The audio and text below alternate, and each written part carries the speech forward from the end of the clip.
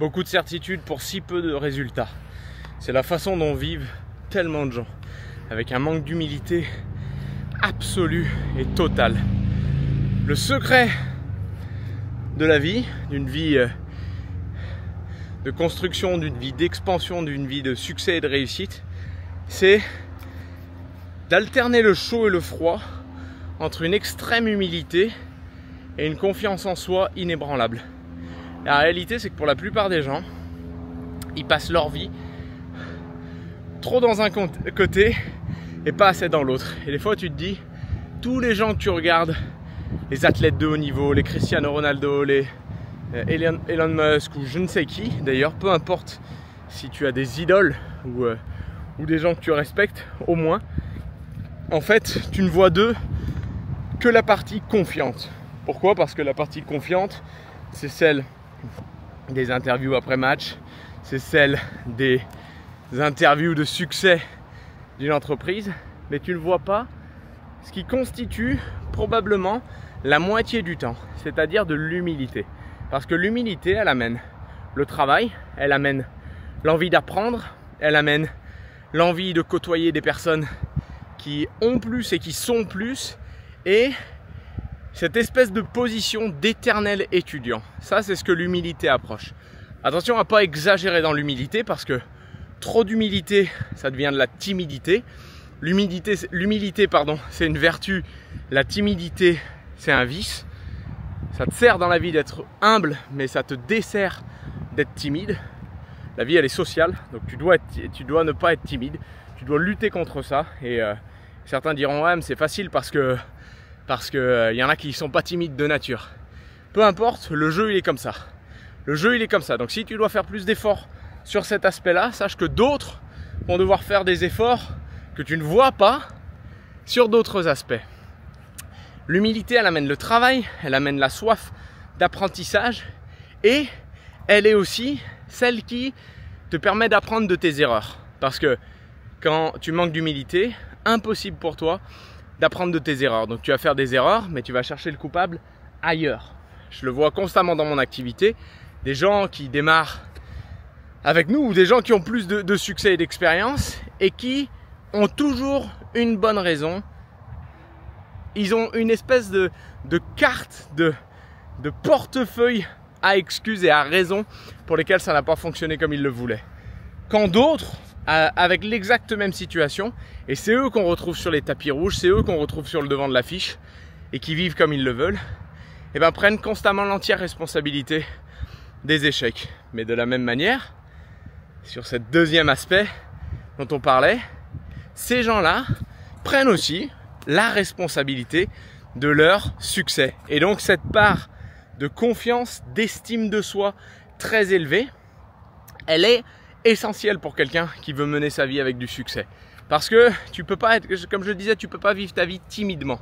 Et la confiance, c'est peut-être, en toute honnêteté, je le dis avec une franchise absolue, la confiance, c'est le facteur déterminant de succès. Une personne qui aborde un exercice, qui aborde une épreuve avec un état d'esprit déjà perdant, en disant déjà qu'elle pense ne pas réussir ou qu'elle liste mécaniquement et mentalement les raisons pour lesquelles ça va peut-être ne pas le faire, elle a déjà perdu face à quelqu'un qui s'est conditionné mentalement à réussir. Et ça, c'est un paramètre clé. C'est un paramètre clé. La confiance, c'est le facteur déterminant. L'excès de confiance fait que, au contraire, là, tu vas pas voir toutes les petites embûches, toutes les petites épreuves, tous les petits,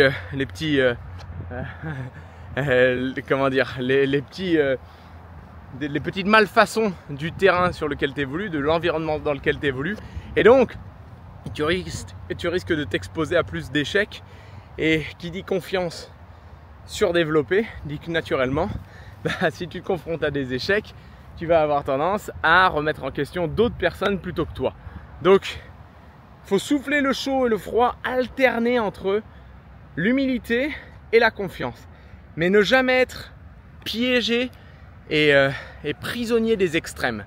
prisonnier des extrêmes, c'est le prisonnier de son extrême humilité, au point que ça en devient maladif et que c'est de la timidité exacerbée. Et ça, je le dis, personne ne réussit dans la vie, et on ne parle pas d'argent, on ne parle pas de succès populaire, on parle de, si tu es un timide excessif, courage pour trouver la femme que tu veux, courage pour enseigner les valeurs à tes enfants si tu en as, et ainsi de suite. Et si de la même manière, tu es dans l'extrême opposé de la confiance aveugle, en dépit de ce qui se passe et en dépit de ce à quoi tu devrais prêter attention, eh ben, tu vas t'exposer à d'une part beaucoup de rejet de la part des autres gens, et en plus, comme je le disais, tu vas rater tous les petits détails que tu aurais pu éviter et qui t'auraient évité un paquet d'embûches et un paquet d'erreurs. Donc, l'humilité, c'est de se mettre au travail, et la confiance, c'est de se dire je suis déjà très fier d'où j'en suis, mais pour le niveau d'après, il va falloir que je me remette au travail.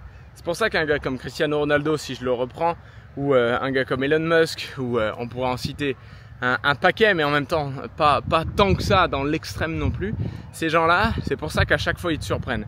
À chaque fois tu te dis c'est bon, ils ont eu cette réussite-là, le reste, maintenant ça va être la descente. Alors qu'en réalité, ils arrivent toujours à développer un niveau supérieur. Beaucoup de paradoxes, mais la vie elle est faite de paradoxes. Si tu cherches des réponses faciles, blanches ou noires à des questions complexes, eh ben, tu auras des réponses trop simplistes et donc pas la vérité. C'est pour ça que je me mets au boulot. C'est pour ça que je me mets au boulot, c'est pour ça que je me remets autant que possible en question constamment. Non pas parce que j'ai la prétention d'être comme ces gens que j'ai cités, mais parce que je trouve que la trajectoire de vie qu'ils ont pris, elle peut servir sur tous les aspects de la vie. En famille, en business, en relation.